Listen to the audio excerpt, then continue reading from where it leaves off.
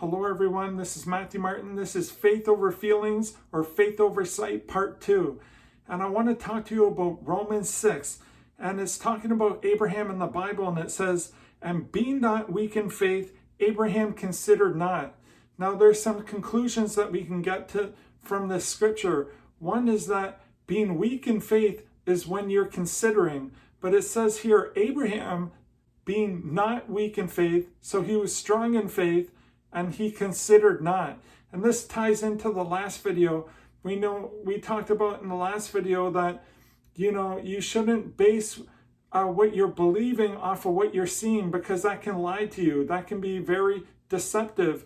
The enemy can be telling you that God's mad at you, he's angry at you, or something like that, but it cannot be true at all. And you could be basing what you're believing by what you're feeling. Or it's the same with your destiny. Everything's going bad, so it seems like it's not going to be good.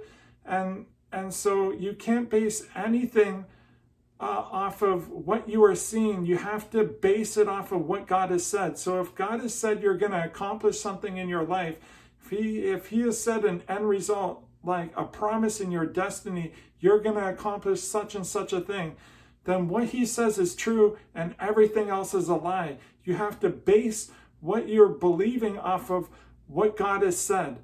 And so the first video of Faith Over Feelings goes into this way deeper, but the whole point in the second video is that I want to stress the point that about Abraham. Abraham considered not. He considered not his body dead, that he could have a child. And we have to be those that are not considering, guys.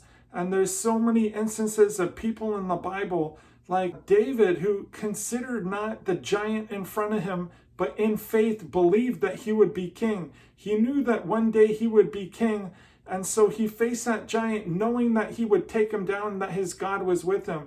Then there's Jesus, who went to the cross, and the Father hid from him, and he said, my God, why have you forsaken me?"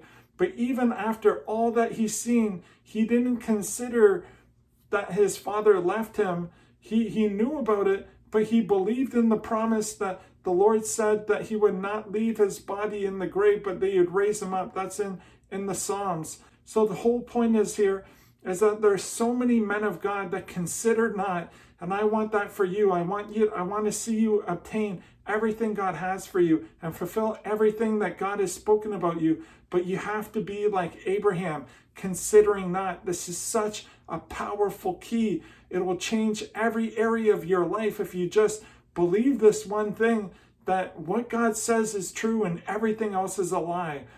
And so I just wanted to bless you guys with this. I pray that you would be like the two spies who went in the promised land, and although there was giants, they said, "They are our bread. We are well able to take them."